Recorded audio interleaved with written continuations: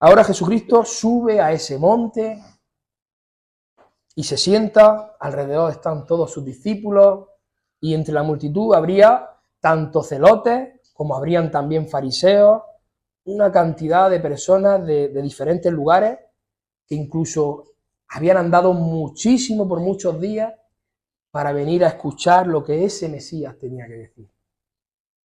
Y el Señor comienza a hablar y a decir que son felices los pobres.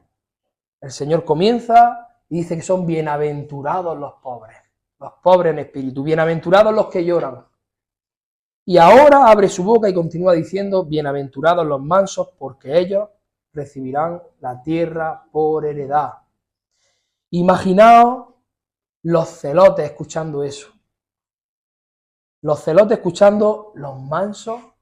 Este hombre se ha tenido que equivocar. Se ha tenido que confundir. ¿No serán más bien los fuertes? ¿No serán más bien los osados, los bravos, los echados para adelante? ¿Cómo van a ser los mansos? Pero los mansos no puede ser. O a los fariseos, ¿no? Esos que tanto les gustaba jactarse y que tanto les gustaba darse golpe de pecho de que ellos conocían la ley. O sea, imaginémonos cómo tuvo que ser esas palabras del Señor Jesús. Bienaventurados los mansos. Eso no era lo que ellos querían escuchar. Eso no es lo que el mundo quiere escuchar. Primero, bienaventurados los pobres en espíritu, es decir, los que reconocemos nuestra bancarrota espiritual, los que reconocen su miseria, los que reconocen la incapacidad de hacer algo que agrade a Dios, que necesitamos al Salvador, al único Salvador Jesucristo, que no podemos hacer nada sin Dios. Es necesario vivir sometido a la voluntad de Dios y vivir en obediencia a Él, porque solamente de esa manera seremos realmente felices.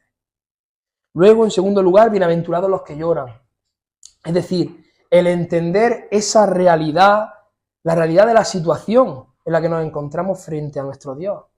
Eso nos lleva al llanto, al lamento. Ahora somos capaces de ver esa distancia que nos separa de Dios.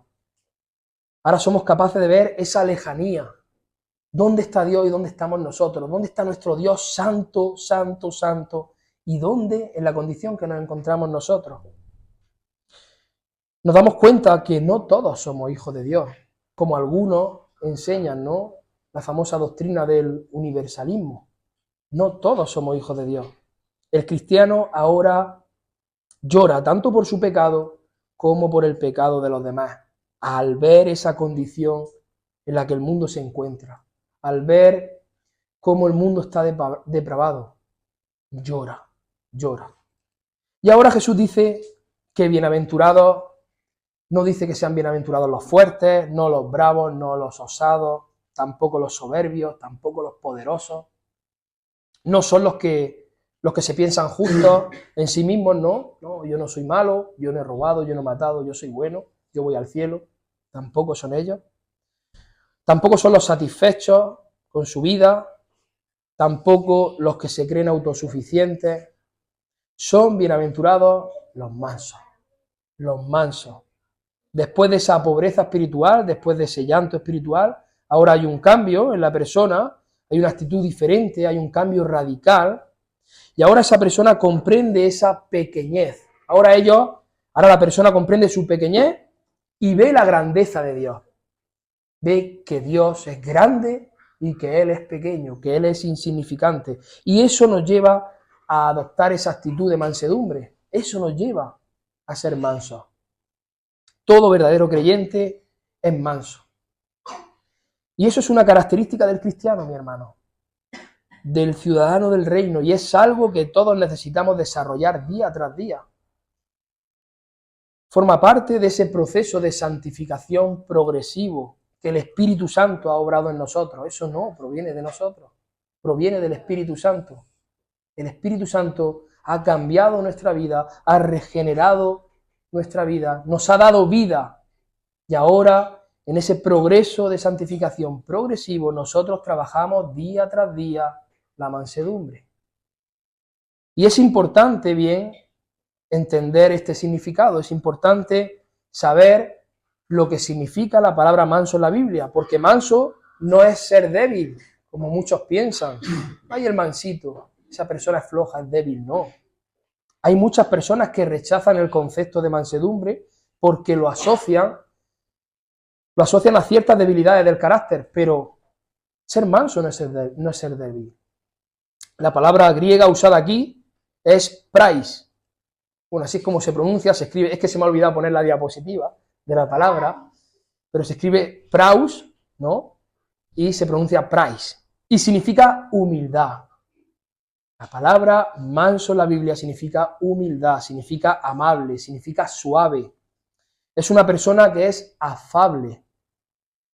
Cuando se habla de mansedumbre, de lo que realmente se habla es de la persona que está quebrantada por su propia condición. Es de la persona que llora por su pecado.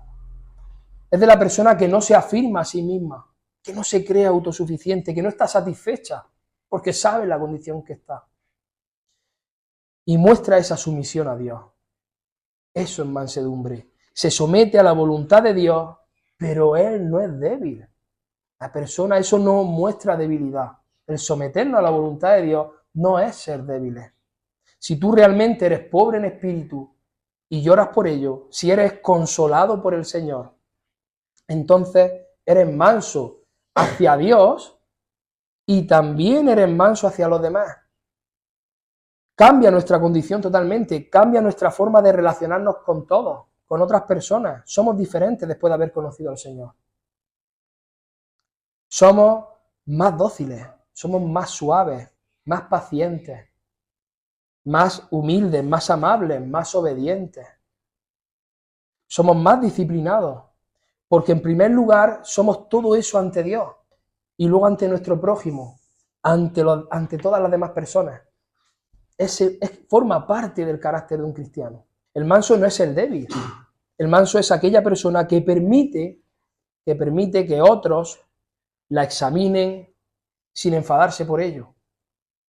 El manso es aquella persona que no se pone a la defensiva.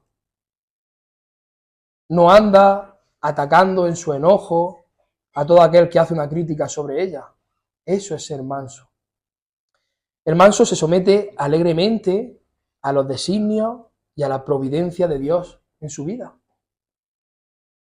Se somete con gozo a la palabra de Dios, aunque sea para ser corregido, aunque sea para recibir la vara de Dios, pero lo hace con gozo y lo hacemos con obediencia a las directrices que Dios ha marcado en nuestra vida.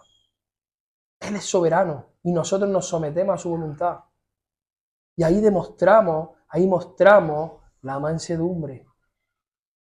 Los mansos pueden soportar una provocación y no se encienden en ira. El manso es capaz de estar frío cuando el otro está caliente. Permanece sereno, con paciencia, tiene dominio propio. El manso tiene dominio propio. Aunque esté siendo injuriado, aunque esté siendo provocado por los demás, él guarda silencio y se encomienda a la causa de aquel que juzga justamente